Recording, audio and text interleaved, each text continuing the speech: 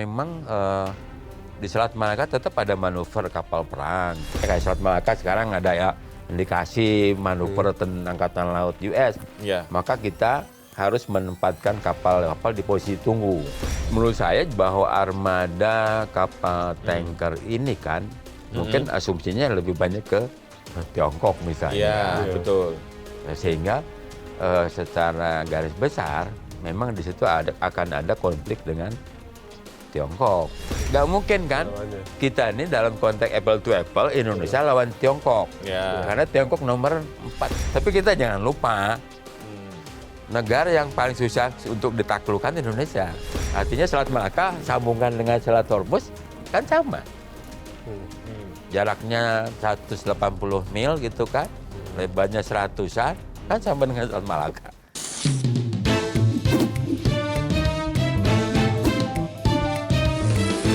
To the point aja.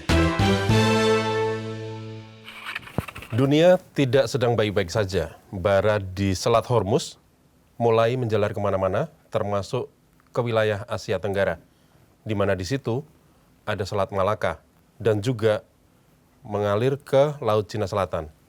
Nah, seperti apa bara ini akan harusnya kita hadapi sebagai negara maritim? Nah, kita akan membahasnya bersama Kepala Staf Angkatan Laut 2014-2018, Laksamana TNI Purnawirawan Ade Supandi. Dan saya tidak sendiri, ada juga Mas Pung Purwanto sebagai pemimpin redaksi Sindonews. Selamat sore, Pak Ade. Selamat sore, Pak Teguh, Pak. Sehat selalu ya, Pak ya? Kabar baik. Makan sehat, kehidupan sehat, Alhamdulillah. dompet sehat. Iya, Pak. Nah, karena ini to the point aja ya, Pak ya. Jadi pertanyaan mungkin juga akan langsung to the point nih, Pak. Sebagai seorang Old Navy ya, bahasanya ya. Nah, Bapak melihat bagaimana Selat Hormuz ini berkecamuk, Pak? Ya, sekarang nih media udah canggih ya. Jadi semua orang, everybody happy ya, menonton pertarungan di Timur Tengah ya. Namun memang ada hal yang sangat unik ya. Karena daya tahannya Iran ya. Iya. Oh, iya. Iran. Artinya saya pribadi menduga 20 hari. 20 hari, Pak ya? Artinya 20 hari kehabisan peluru gitu kan. Karena saya hitung itu tiap hari diluncurkan peluru kendali. Iya. Itu ternyata kok nggak habis-habis gitu kan. Jadi ada sesuatu hal menurut saya menarik di sini. Bahwa perang itu ada kalanya itu mungkin tidak apple to apple ya. Artinya tidak dalam konteks perencanaan militer klasik. Selalu kita menang itu adalah 3 lawan 1. 3 lawan 1. Ya, artinya perhitungan kita dalam kuantiti 3 lawan 1 ya. Lawan 1. Nah sekarang ini kelihatannya polanya antara gajah lawan semut gitu kan. Jadi belum tentu semutnya kalah gitu kan. Iya. Tapi dalam konteks lain bahwa sekarang ini karena dinamika kawasan yang cukup padat ya. Daerah Teluk Persia, kemudian Selat Hormuz dan Teluk Oman ya, di daerah luar. Itu kan bukan istilahnya tuh yang merupakan selat transit ya. Artinya merupakan suatu choke point di situ. Choke point. Cross choke point kalau menurut saya, jadi choke point yang tertutup gitu kan. Di mana daerah di situ tuh ada 8 negara sebagai pemiliknya. Dan kemudian terjadi perang ini kan sebenarnya beralih dari sisi barat ke sisi timur lah, ke sisi timur gitu kan. Di mana polanya udah berubah gitu kan. Polanya udah berubah, yang tadinya ke si A sekarang antara B dengan C gitu kan. Sehingga di sini menurut saya ada yang unik tuh ya tadi, bahwa ada daya tahan suatu negara dalam perang yang sebenarnya orang tidak paham bagaimana dia berkembang demikian. Salah satu hal yang menurut kita bisa kita simak dari perjalanan perang ini adalah berapa banyak Iran memproduksi Drone. rudal balistik. Iya. Padahal dia kan diembargo. Diembargo 40 cukup tahun, lama. ya. Ternyata kalau kita sandingan dengan Jepang, Jepang itu kan menjadi demikian kuat setelah restorasi Meiji. Iya. Jadi ada kalanya negara yang mengisolasi itu bukan berarti terpuruk kan. Iya. Artinya bisa mengembang sesuatu. Iya. Yang kedua, memang daya tahan dalam perang itu memunculkan satu teori baru yang dinamakan endurance strategi. Jadi strategi bagaimana bisa mempertahankan daya tahannya, daya fighting doktrinnya dia gitu kan. Dan menurut saya ini cukup berhasil Iran gitu. Yang berikutnya Amerika tentu saja kan Amerika setelah perang dingin banyak mengurangi produksi masif senjata. Kebanyakan dia bagi-bagi kan di NATO kan. Iya. Sehingga banyak produksinya dia itu kan produknya Eropa. Iya. Nah sekarang di sana kan sama juga tidak diproduksi massal gitu kan. Nah ini yang diembargo memproduksi massal gitu kan. Malah seperti Jadi itu, jadi memang gitu. Yang kedua itu akhirnya kan kalau saya lihat Amerika Serikat menerapkan memblokade tadi adalah muncullah satu saya memang lagi mencari istilah yang namanya exhausted strategi. Artinya membuat orang lelah. Gitu kan. Bagaimana melelahkan orang. Yang sehingga akhirnya tidak punya kemampuan gitu kan. Atau dia menjadi tidak ada keinginan untuk berperang. Ya salah satu cara dan memang blokade gitu kan. Sehingga mungkin perekonomian terganggu gitu kan. Oleh sebab itu perang Teluk ini memang yang tadinya mungkin hanya di antara negara Israel dengan Iran, Iran dengan US, malah ini menjadi konflik regional gitu kan. Mungkin juga nanti ada limpahan konflik ya ke bagian negara lain yang punya kepentingan dengan Teluk Persia. Dengan situasi seperti sekarang ini kan Iran posisinya menutup selat masih ya, dan Amerika memblokade. Ya. Dan ini sepertinya saling klaim dan saling klaim kekuatan masing-masing, dan sepertinya masih akan bertahan seperti ini menunggu sampai kesepakatan tercapai. Nah dengan posisi seperti ini kalau dilihat dari kacamata militer laut nih ya, kira-kira kekuatan Iran seperti apa sih Pak, dan Amerika seperti apa? Tadi kan Amerika akan membuat lelah Iran nih ya. Nah tapi Iran sepertinya nggak akan lelah-lelah nih posisinya gitu ya. Ya karena kan Iran secara konvensional apple to apple jelas Iran kalah kan. Ya. Karena Amerika Serikat punya kekuatan yang dinamakan principal warfare battle order. Dia memiliki susunan tempur untuk melaksanakan peperangan utama, gitu kan. Sedangkan Iran kan kita tahu dia hanya butuh angkatan laut di laut mati kan, sama di Teluk Persia. Jadi dia nggak mungkin bikin kapal induk kan. Sehingga dengan konfigurasi geografi maka dia akan memperbesar ketua angkatan darat. Yang kedua akan memperbesar kemampuan untuk asymmetric warfare. Yang ketiga dia akan memperkuat pertahanan pantai. Dan dari media kan kita tahu bahwa Iran memiliki satu sistem pertahanan bawah tanah kan. Bawah tanah. Karena kan mereka juga tahu lah dalam konteks peperangan sekarang semua bisa disurvei lewat satelit kan. Dan satelit belum banyak yang bisa menerobos dalam tanah gitu kan. Oleh sebab itu yang berkaitan dengan konsep di kedua belah pihak, yang satu menutup, yang satu memblokade, memang memiliki satu proses waktu masing-masing. Dan juga proses gencatan senjata sendiri kan ada yang memang tidak senang ada gencatan senjata. Tetap mau balik lagi gitu kan. Ini mungkin hari ke-10 kali ya. Kalau itu satu konsep gencatan senjata ini udah hampir berakhir gitu kan. Tapi kita belum menemukan. Malah kan sekarang dari sisi peperangan laut, Iran sendiri belum nampak menggunakan swarm warfare, armada semut. Jadi menggunakan kapal-kapal kecil karena kan Iran kan kapalnya dia tipenya kan hanya fast aircraft ya, dengan peluru kendali. Yang ukuran berapa feet? Ya biasanya kalau fast aircraft itu paling 60 meter ya. Karena kalau dia bergerak malam hari di antara segerombolan kapal tanker itu juga susah dideteksi. Karena kalau perang malam hari di daerah sebenarnya sempit itu tingkat kepadatan itu juga mempengaruhi tampilan di radar kan. Oke. Nah, kita di kapal perang Inggris apa Amerika itu atau beberapa kapal modern bisa mengidentifikasi mana lawan mana enggak. Tapi kalau dengan jumlah banyak itu Bingung kan ya? mau menembakkan rudal juga kan semuanya pada satu inline-nya gitu kan. Jadi- Memang bukan hal yang gampang gitu kan. Iya. Makanya sih dengan taktik Amerika Serikat seleksi mengenai kapal-kapal energi, kapal Kargo.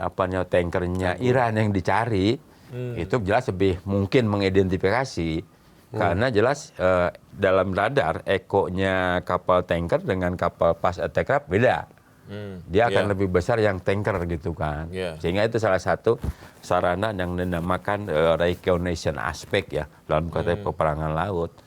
Yang berikutnya juga kalau kita menggunakan peperangan cyber atau perang elektronika juga nggak gampang. Karena salah satu kamuflase elektronika adalah berbagai pancaran pada satu area. Iya. Sehingga kan tidak mungkin mengidentifikasi satu persatu. Oleh sebab itu sih mungkin manuvernya Amerika Serikat ya banyakkan siang. Karena malam yang tadi kesulitan ya untuk mendeteksi Tulisan, lawan ya. Lawan susah. Apalagi Iran juga sudah belajar dari banyak hal untuk ya lawannya besar, dia nggak mungkin menggunakan hal yang sama kan. Ya kalau orang semedi itu biasanya orang pintar. Iya, betul Pak. Tapi Iran punya kekuatan itu ya Pak ya? Maksudnya strategi-strategi yang di luar nalarnya Amerika gitu ya? Orang biasanya yang mengamati itu punya banyak database Oke. daripada saya sendiri gitu sebagai pelaku. Karena dia akan mempelajari. Dan jangan lupa Iran selama ini walaupun di embargo, tetapi kan hubungan relasi profesi dalam konteks militer kan tetap terjaga. Iya. Dengan kita juga pernah hadir Kepala Staf Angkatan Laut waktu saya ada acara International Maritime Security Symposium di Bali gitu kan. Gitu kan. Jadi dia juga punya keinginan mengembangkan kekuatan yang kira-kira juga bisa memiliki faktor deteren, penangkalan tetap. Ya. Nah, ini yang ramai adalah ketika sambil menunggu perjanjian berikutnya setelah gencatan senjata, itu masing-masing cyber kan biasa ya Pak ya. Ya. Terus Amerika ngomong bahwa akan mengejar semua kapal Iran, termasuk yang ada di Selat Malaka Pak. Nah ini kemudian muncul, wah ini sudah potensi perang terjadi di Selat Malaka yang memang ada 3 negara di situ, termasuk Indonesia ya Pak ya, Indonesia, Singapura, dan Malaysia. Gimana Pak kalau sebagai dulu yang pernah memetakan kekuatan di, ini choke point juga kan? Choke point juga kan? Karena Selat Malaka itu kan merupakan choke point juga. Nah, lebih sempit lagi, 3 kilo ya Pak ya, benar ya Pak ya? Ada perairan yang di antara Pulau Tokong besar, Tokong kecil itu hanya sekitar ya 1,5 mil lah. Waduh, Jadi 1,5 mil cukup berarti sempit lah bagi sempit, lintas kapal. betul. Memang benar bahwa zaman sekarang itu tetap ada limpahan konflik. Nah, melebar ya Pak ya? Limpahan konflik itu satu, Ya. ada limpahan daripada unsur militer gitu Oke, kan. oke. Karena setiap ada misalnya Timur Tengah gitu terjadi, maka jelas deployment manuver kapal yang berperang, misalnya Amerika Serikat sekarang, jelas ada kapal yang dideploy dari armada sekian Oke. dan lewat Selat Malaka untuk misalnya ke Timur Tengah. Betul. Dulu waktu zaman perang dingin juga sering kapal Rusia ke Lewat situ. lewat gitu ke Vladivostok kan, Rusia juga punya kan base di Vladivostok kan di Asia Timur gitu kan. Sehingga menurut saya bagi kita adalah memonitor ya pergerakan itu apakah dalam bentuk manuver militer transit ya atau dalam konteks kepentingan lain yang seperti saya disampaikan tadi adalah ketanggapan US untuk memeriksa mungkin juga adalah menghentikan lalu lintas kapal Iran yang Lewat di situ. membawa minyak melewati Selat Malaka. Jelas kan Selat Malaka ini kan 40% lebih Perdagangan. energi perdagangan lewat Betul, laut betul. Selat Malaka. Artinya kan, tetapi kan kita bisa tahu suplainya itu kemana kan. Ya. Yang paling besar tetap Asia Timur, Ya, kan gitu betul. kan. nggak mungkin ke Amerika. Kalau ke Amerika orang lewat ke terusan Suez 12 dia ke iya. arah Eropa Barat gitu kan. Betul. Tapi kemudian juga ke kita gitu kan. Jadi yang jelas bahwa menurut saya bahwa armada kapal tanker ini kan mungkin asumsinya lebih banyak ke Tiongkok misalnya. Iya, kan. betul. Sehingga secara garis besar memang di situ akan ada konflik dengan Tiongkok. Karena Betul. kan kepentingan terganggu. Betul. Zaman sekarang ini kan semua negara itu kan berusaha menjaga istilahnya itu foreign deployment-nya adalah untuk menjaga kepentingan. Ya. Seperti masing-masing. Rusia misalnya jelas lalu lintas ke Selat Malaka itu karena kepentingan di Vladivostok kan. Ya. Ya. Kemudian juga Cina. Tiongkok gitu kan, karena sebagian daripada armada tankernya juga lewat Selat Malaka. Memang ada Selat Sunda dan Selat Lombok Selat gitu Lombok. kan, Selat Lombok. Tapi relatif lebih kecil persentasenya dibanding Selat Malaka. Selat Malaka. Nah bagi kita sekarang memang diharapkan tetap unsur-unsur Angkatan Laut khususnya dan instansi terkait ya, karena berkaitan dengan perhubungan laut kan, adalah juga tetap memberikan satu supporting system dalam monitoring kegiatan-kegiatan yang berlebihan, kan gitu kan. Artinya jangan sampai memeriksa kapal Iran terus semuanya diperiksa gitu kan. Oke. Berarti kan mengganggu kepentingan internasional di sini gitu kan. Iya. Itu harus diantisipasi ya Pak ya? Ya tetap kan ekses itu pasti terjadi. Yang berikutnya adalah ekses mengenai pengungsi. Pengungsi. Ya bisa aja terjadi. Oke. Dulu kan pernah ada di Irak, kemudian pengungsi juga lari ke Australia kan, lewat kita. Iya. Seperti itulah. Jadi ada konflik kayak di Lebanon, Israel, banyak juga yang kemudian mengungsi kan. Ekses perang itu pasti ada. Oke.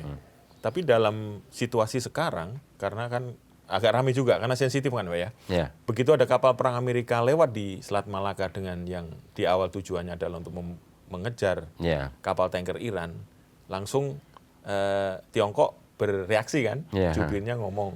Bahkan sebelumnya ketika ada isu wilayah udara kita mau diminta akses oleh Amerika, mereka juga bereaksi agak keras ini, Pak. Apakah pengalaman ada ketegangan itu sesuatu yang yang wajar atau memang ini sudah warning bahwa orang berpikir wah ini perang akan bergeser nih, kira-kira gitu nggak Pak? Halo, Kalau Pak. bergeser sih mungkin enggak ya. Oke. Karena kan lalu lintas kapal perang itu normal. Ya seperti saya tiap 2 tahun tiap setahun lah itu melaksanakan port visit ke negara lain. Ada juga misalnya Tiongkok port visit mungkin ke negara di Afrika gitu, ke Selat Malaka gitu kan. Dan kebetulan ini ada situasi konflik. Ya. Itu kan ada penambahan perkuatan. Ya pasti ada lewat. Tapi kan ini dia melewati Selat Malaka. Ya. Dia notifikasi itu bukan tidak diperlukan, itu dianggap sebagai sesuatu yang rutin. Kecuali kalau Amerika Serikat nyebrang ke Alki 1, melewati perairan teritorial kita, dia wajib memberikan menginformasikan untuk memberi semacam security clearance untuk lewat gitu kan. Tapi kalau Selat Malaka dia enggak. Karena itu perairan internasional. Ya, dianggap sebagai pemain. Normally yes. Jadi menurut pandangan Pak Ade, belum ada pergerakan yang di luar kebiasaan dari kekuatan militer di sekitar Selat Malaka ataupun di Laut Cina Selatan gitu Pak ya? Kalimatnya memang kalau bukan di luar kebiasaan, gimana? karena ada intensitas tinggi. di Timur Tengah. Oke. Sehingga itu kan menurut saya akan mengikuti dengan direktif dari presidennya. Oke. Ya. Aku akan melaksanakan blokade gitu kan. Oke. Mungkin on site di daerah konflik mungkin kurang kapal. Maka dia kemudian ngirim kapal lagi misalnya. Tapi bagi kita sebenarnya bisa menjadi suatu pemahaman berarti strategi apa yang akan dikembangkan oleh US di situ gitu kan. Dengan cara melihat kapal apa yang lewat gitu kan. Dan yang tidak boleh adalah kapal ini kemudian transit. Berhenti di situ. Nah, di daerah selain dengan yang sudah punya secara normal, mereka kan ke pangkalan armada Singapura suka singgah. Oke. gitu kan. Karena Kalau sudah ada dia kerjasama di misalnya sana bekal ya? ulang di sana, ya it's normal. Normal ya? Ya. Oke. Tapi kemudian sambil berlayar, kemudian berhenti di pulau belakang Padang gitu, Lego Jangkar daerah kita, ya nggak boleh, gitu Oke. kan.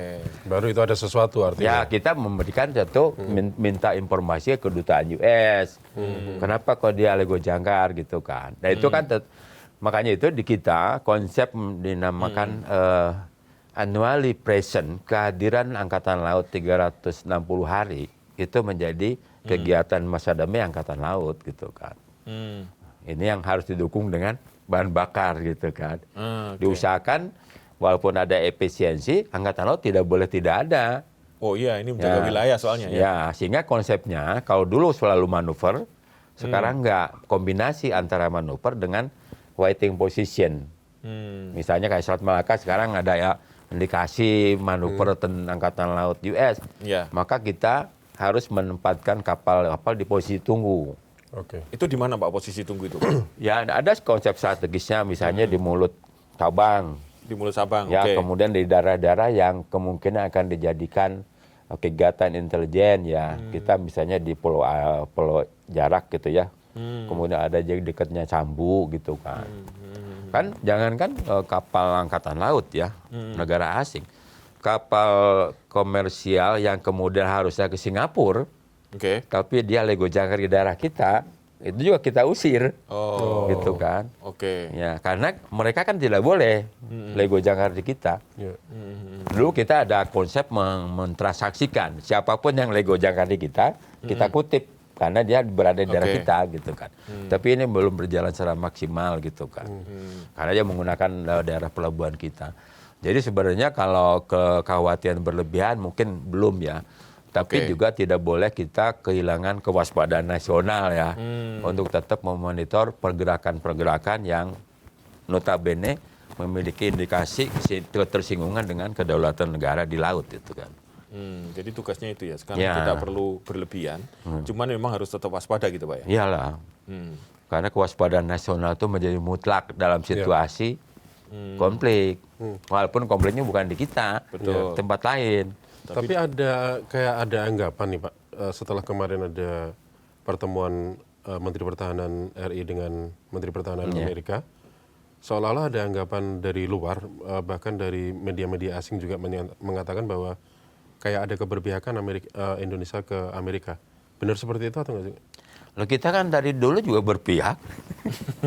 Bukannya bebas aktif? Enggak, artinya dalam itu kan politik kita menurut saya masih tetap politik bebas aktif. Iya. Tapi kita jangan lupakan bahwa kita ini kan belum mandiri dalam dalam pemenuhan alutsista. Unsur udara kan mayoritas masih dari US. Dalam era Pak Prabowo sudah balik ke Rafael kan. Rafale. Kemudian juga untuk pesawat latihnya dari Brasil gitu kan. Sebelumnya kita punya kerjasama dengan Korea, tapi tidak running smooth lah gitu kan. Kemudian kapal perang, dulu kita ke Belanda, gitu. Kemudian kita beralih ke Italia, sebagian di Inggris gitu kan, kemudian Turki gitu kan. Jadi memang konsep itu selama kita belum mandiri di industri pertahanan mau nggak mau gitu.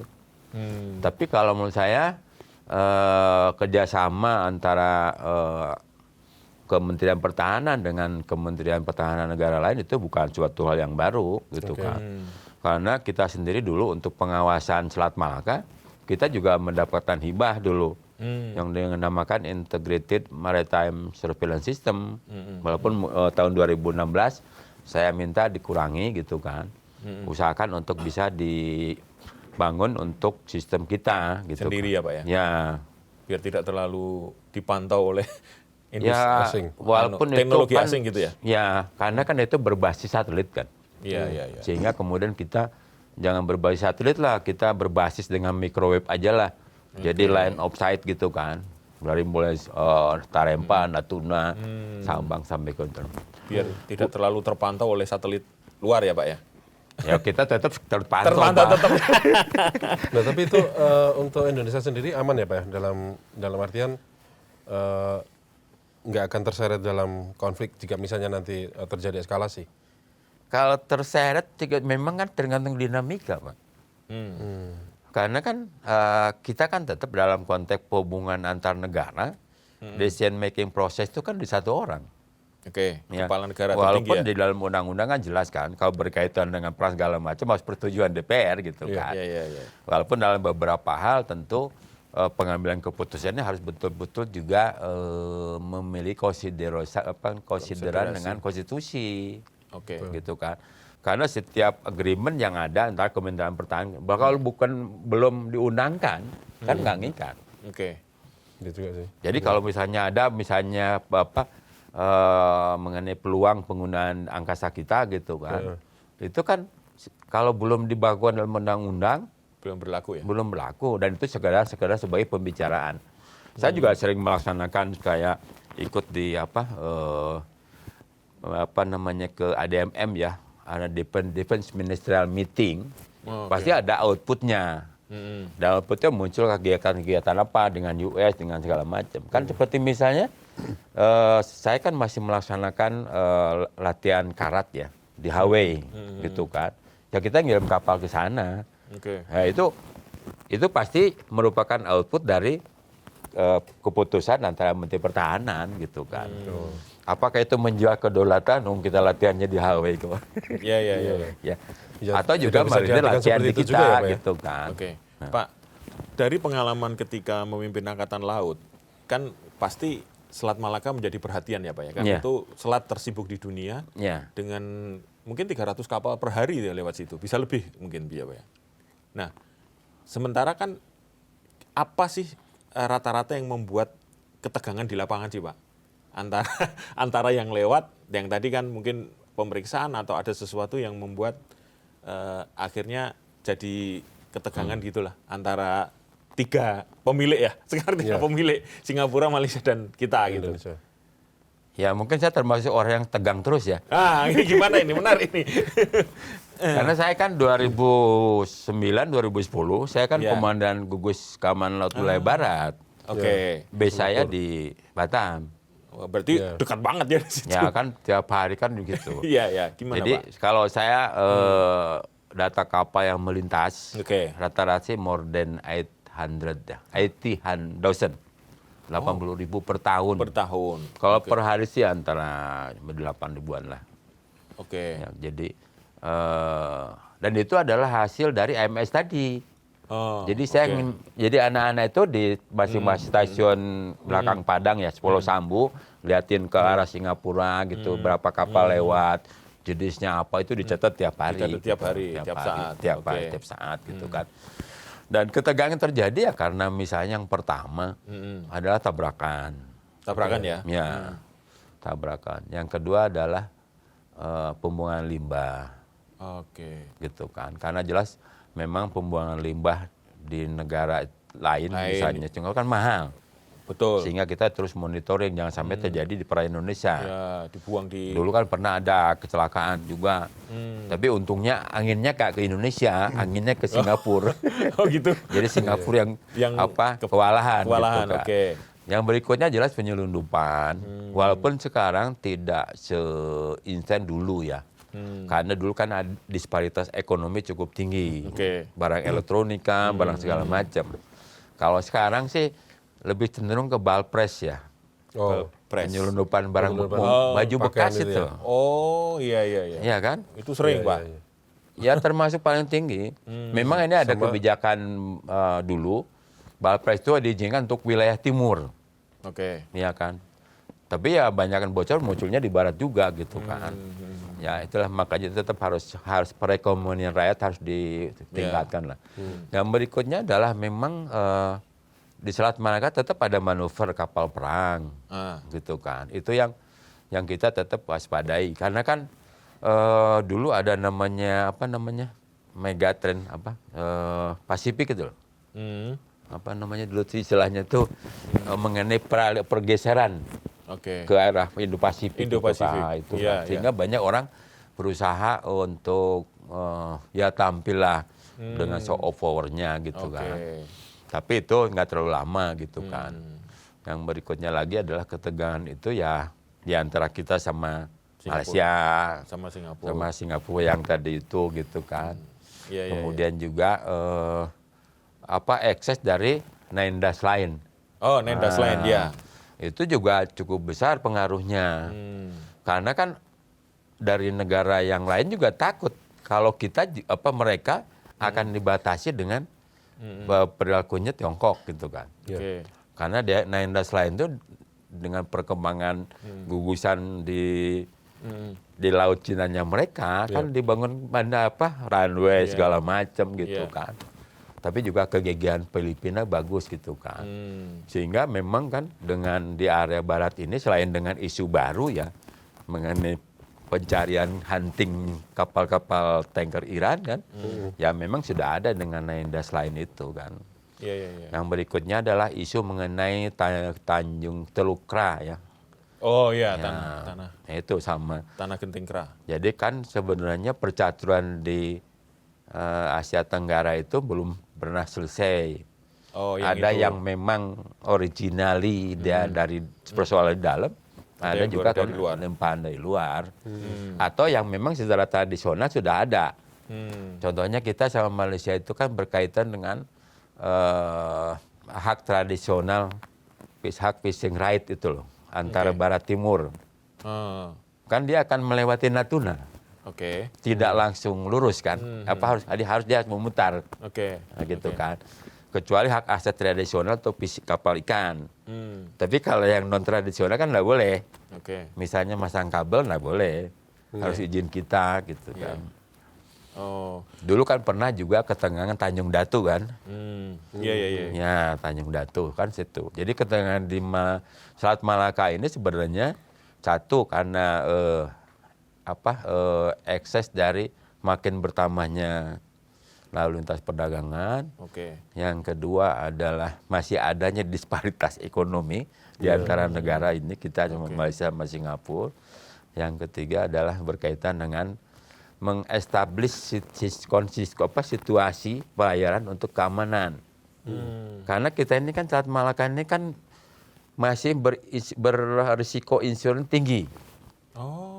Dulu kan waktu 2008 itu masih kategori kan selat itu hitam yang berisiko tinggi ya, Black Strait dulu. Oh, banyak pembajak gitu maksudnya? Ya. Kayak di Somalia gitu? Dulu ya nggak sampai Somalia persis.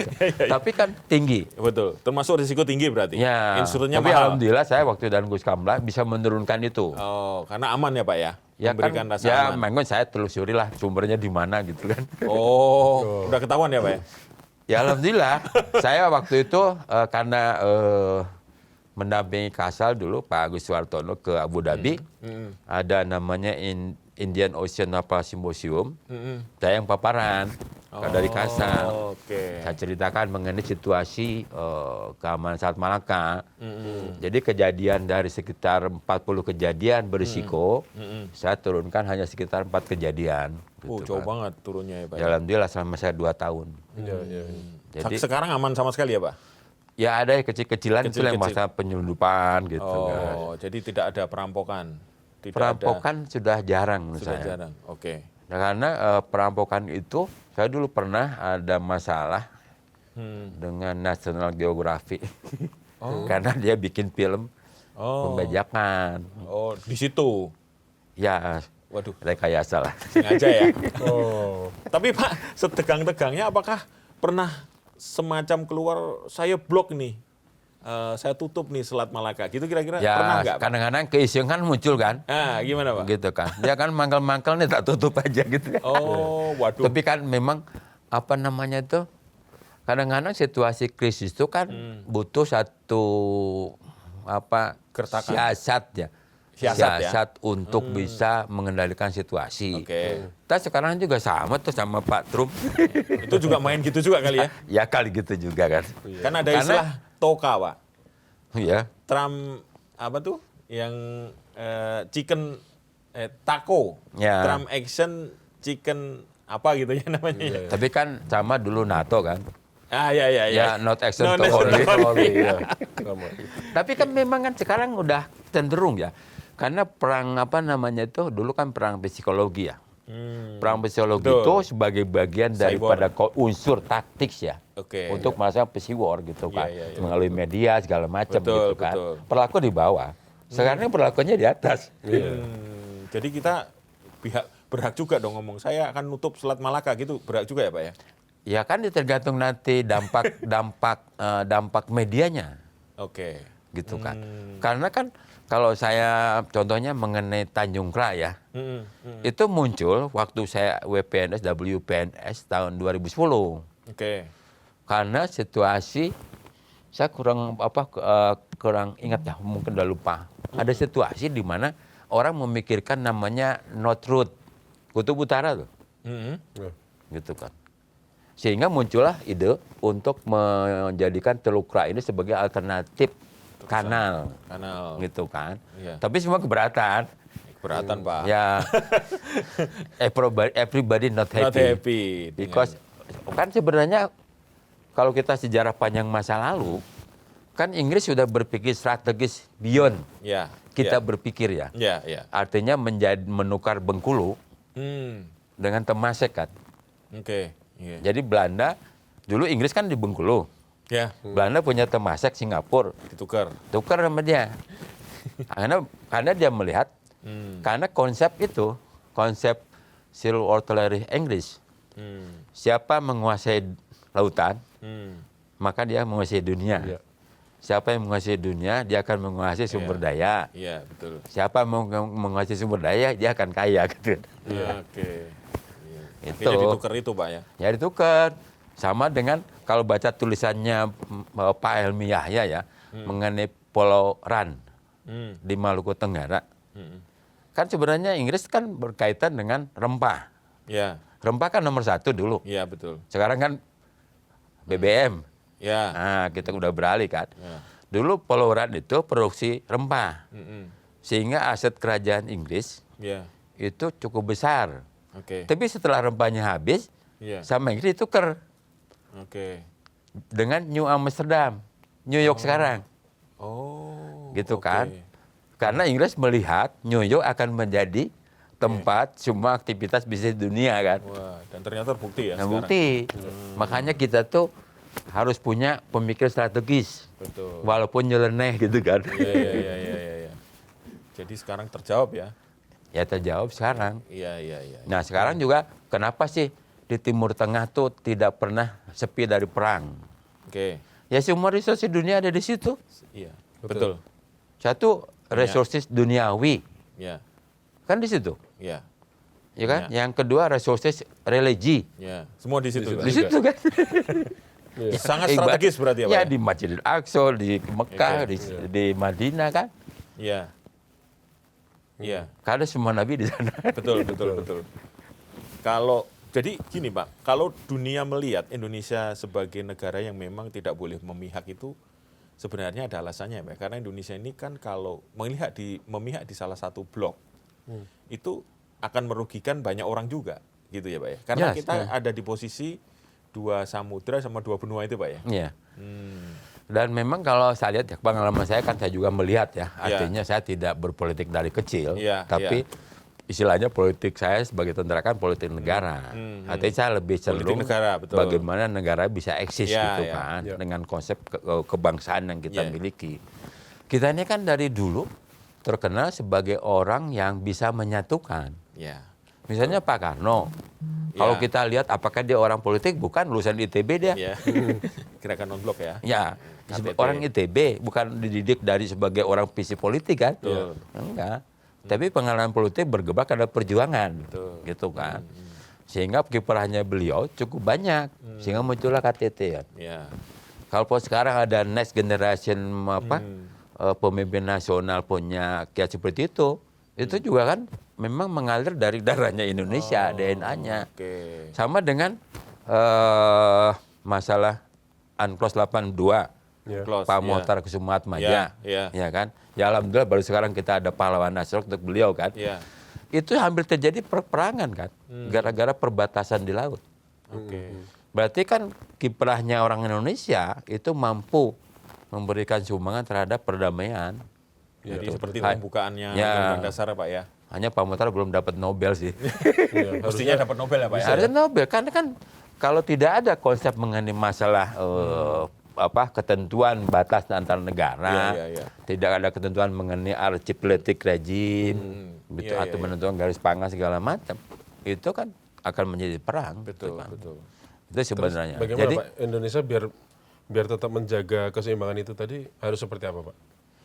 ya kalau memang kita kan bebas aktif tetap dipelihara, hanya kan kita kan sekarang ini kan belum tentu tiap orang memiliki satu persepsi yang sama dalam konteks menyelesaikan masalah gitu kan. Kan saya juga dulu baca-baca teori René Descartes ya. Kalau kita ingin mengetahui sesuatu, masuklah ke sesuatu itu gitu ya. Sama dengan ini juga. Mungkin ya kita dengan kata-kata mungkin ini BOP kita masuk supaya kita bisa tahu Di dalamnya ya, Pak? dalamnya. Tapi kalau itu menjadi patut ketentuan yang mengikat kepada bangsa kan harus diputuskan DPR dalam bentuk undang-undangan. Karena kan kata orang Surabaya itu kan jer basuki mau beo. Iya. Oke. Jadi menarik ya ininya. Terus Pak, untuk saat ini nih kekuatan Indonesia misalnya nih sampai eskalasi terjadi nih di Selat Malaka maupun nanti di Cina Selatan, kekuatan maritim kita sendiri seperti apa Pak? Yang pertama kan kekuatan di Selat Malaka adalah kekuatan dalam rangka maintain stability, Pak. Jadi menjaga stabilitas Selat Malaka sebagai kawasan damai. Gitu kan. Memang ada bagian Malaysia, ada bagian kita, ada bagian Singapura gitu kan. Sehingga eksistensi kita di kawasan Selat Malaka adalah how to create a peaceful transit, peaceful port, peaceful peaceful trade at sea gitu kan. Kedamaian itu gitu kan. Yang berikutnya jelas ada yang namanya maritim diplomasi. Artinya menjaga hubungan dengan mereka gitu kan. Artinya kita accommodate ya. Kan kita ini kan mengakomodat ya. Dulu kapal Prancis datang ke kita ya kita terima, kapal Amerika datang terima, Rusia datang, kemudian kapal Rusia datang kita terima. Dan pengalaman saya waktu saya International Maritime Security Symposium, saya mendudukan berduaan Korea Utara sama Korea Selatan tahun 2015 di Jakarta, di Hotel Borobudur. Tidak saya kasih tahu dari awal. Setelah mereka datang, kasih tempat di situ. Padahal mau pindah. Saya bilang, mumpung kamu di sini, nggak usah berantem. Yang kedua, saya bukan memaksa, mengakomodasi Panglima Armada Amerika Serikat, salaman sama Panglima Armada Cina di Padang waktu itu. Di Padang? Ya. Habis itu bersepeda sama mereka di Padang gitu kan. Jadi memang menurut saya, kalau kita tuh kalau untuk meng-create a peaceful relation, itu bukan hal yang baru. Gitu kan. Karena tokoh-tokoh nasional kita banyak yang berperan demikian gitu kan. Gitu kan. Jadi sebenarnya kalau ada kalimat misalnya one enemy too much gitu kan. Gitu kan. Ya sebenarnya kita punya konsep itu. Karena kemarin ada pertanyaan kepada saya, kita ada kesulitan nggak beli kapal? Enggak kok. Selama kita punya duit, ada banyak yang jual kok. Gitu kan. Dimanapun bebas ya kita mau. Kita tahun 60, tahun zamannya rame gitu kan. Dengan adanya Papua Barat, Irian sekarang dulu Irian.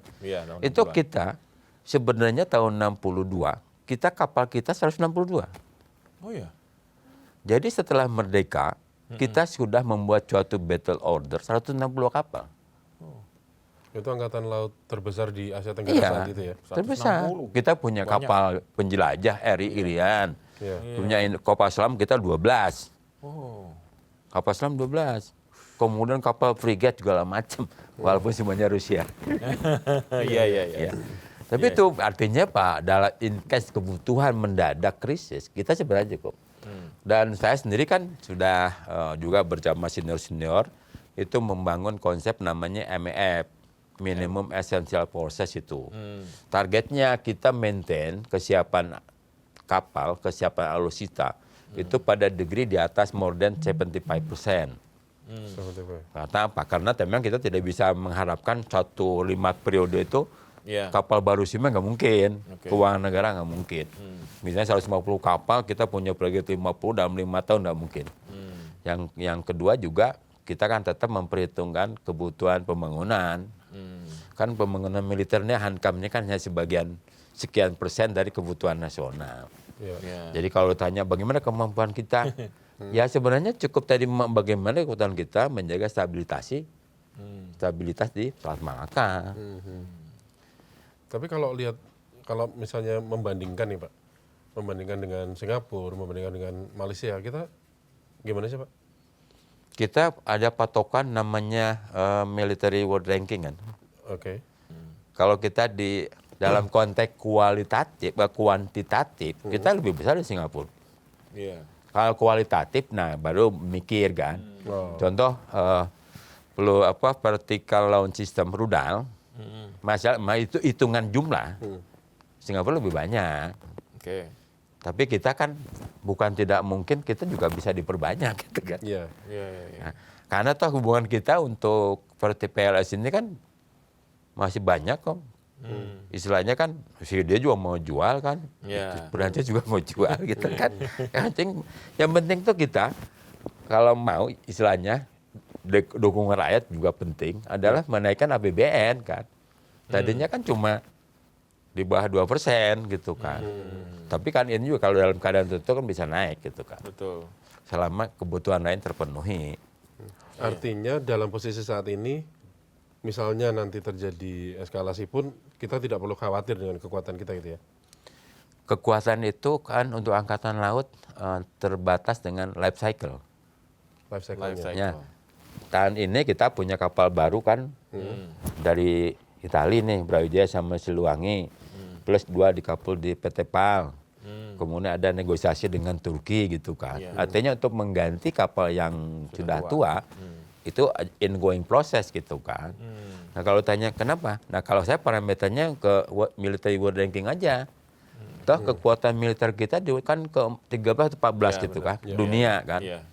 Artinya tinggal kita lawan siapa gitu kan. Nah itu. Nggak mungkin kan lawannya. kita ini dalam konteks apple to apple Indonesia lawan Tiongkok. Ya. Karena Tiongkok nomor 4 kalau nggak salah. Ya, Gitu betul. kan. Kan nomor 13 sama nomor 4. Pasti ada yang kalah dalam Ya. konteks apple to apple. Tapi kita jangan lupa negara yang paling susah untuk ditaklukkan Indonesia. Betul. Betul. Artinya Teluk Hormuz, Selat Hormuz, itu hanya sebagian dari Selat Malaka. Oke. Ya kan itu. Iya, Ya, iya. ya, ya. Artinya Selat Malaka sambungan dengan Selat Hormuz kan sama. Jaraknya 180 mil gitu kan. Lebarnya 100-an, kan sama dengan Selat Malaka. Itu dibalik ya gitulah untuk Sumatera aja. Oke. Gitu kan. Berarti ada selat lain juga nggak gampang. Dan jelas butuh biaya besar. Perang sekarang negara tidak mungkin buang duit untuk perang. Diprotes sama warga negaranya. Betul, betul. Termasuk negara-negara kawasan kita juga seperti itu ya Pak ya kayaknya. Ya limpahannya lebih berat. Karena kan Brunei jelas kepepet dia. Iya, iya, iya. Singapura ya nyaman dia. Iya benar. Nggak ada perdagangan ke Singapura berhenti. Iya. Betul, betul. Jadi posisinya sekarang juga posisinya Indonesia, Malaysia, Singapura dan kawasan ini pokoknya sepertinya sepakat menjaga kawasan ini juga ya, menjaga. Pendirian ASEAN kan itu. Iya. Artinya membuat kawasan ini Aman. istilahnya steril Iya, dari konflik. Walaupun konflik internal ada, Ada. gitu kan. Tapi kalau Karena di luar kawasan ya, sekarang Pak. ini kan konflik itu dibuat karena pemilihan presiden. Iya, iya. Tapi ada narasi Pak yang menyebutkan kemarin ada latihan 2 kubu militer di ini di posisinya Laut Cina Selatan posisinya. 2 kubu militer Cina Rusia dan Amerika ada Filipina, Australia juga. Itu yang satu latihan peluncuran rudal dari darat, yang satu peluncuran rudal dari kapal. Yang kubu Cina Rusia itu peluncuran rudal dari kapal itu. Nah, sempat ada narasi bahwa ini bukan latihan biasa nih, perlu dalam tanda kutip kewaspadaan khusus menyikapi perang latihan perang itu. Kalau Ya. menurut Pak Ade seperti apa? Kan sebenarnya kalau zaman sekarang ini sangat tuh namanya strategi pengalihan isu. Yang kedua ada namanya tuh ini biasa nih ya. Satu yang berkaitan pengalihan isu memang berbau politik ya. Kalau yang berkaitan berikut adalah membuat namanya tindakan tandingan, gitu kan. Ini ributnya di komplek di sana. Ini bikinlah suatu kegiatan yang relatif kira-kira sama sebagai antisipatif, mungkin meluas limpahan konflik gitu kan. Ini penting menurut saya.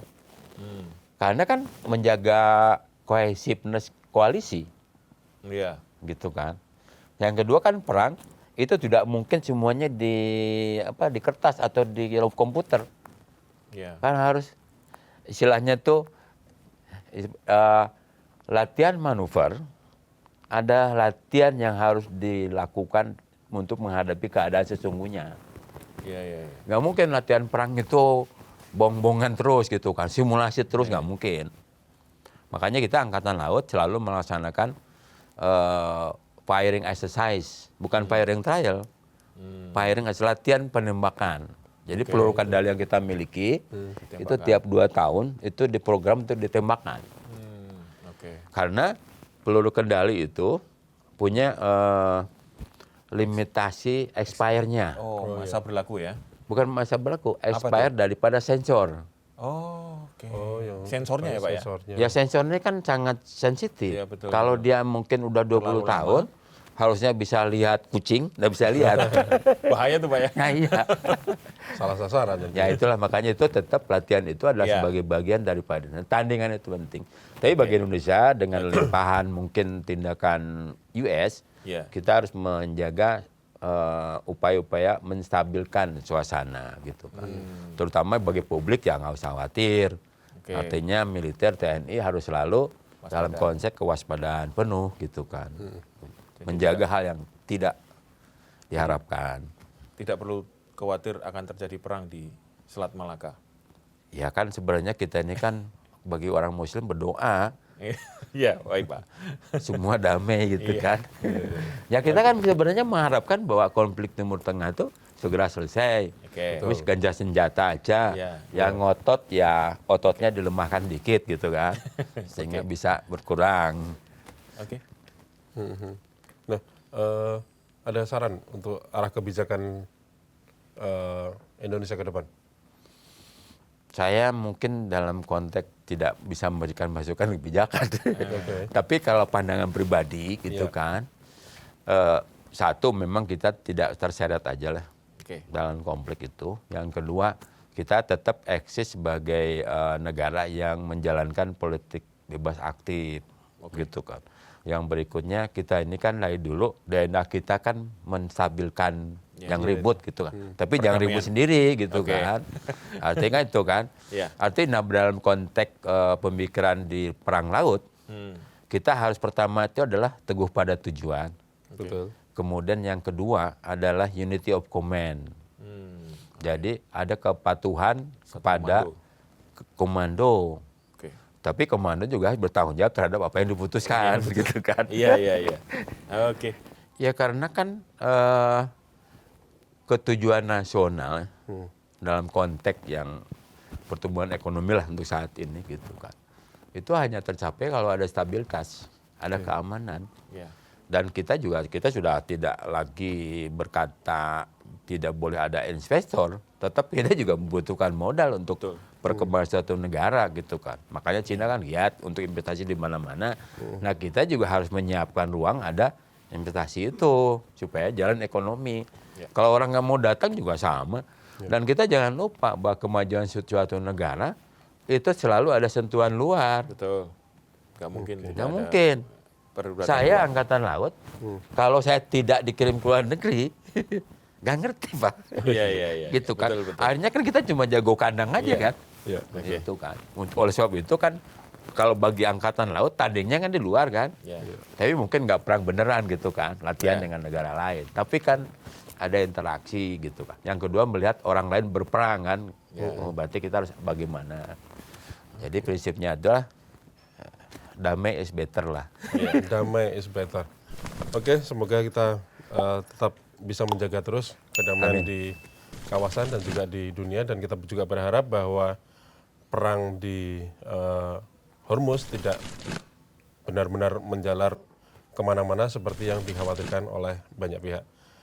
Demikian Tuntuh Poin aja bersama Bapak Laksamana TNI Purnawirawan Ade Supandi, Kasal 2014-2018. Saya Teguh DH. Saya Pung Purwanto. Sampai jumpa.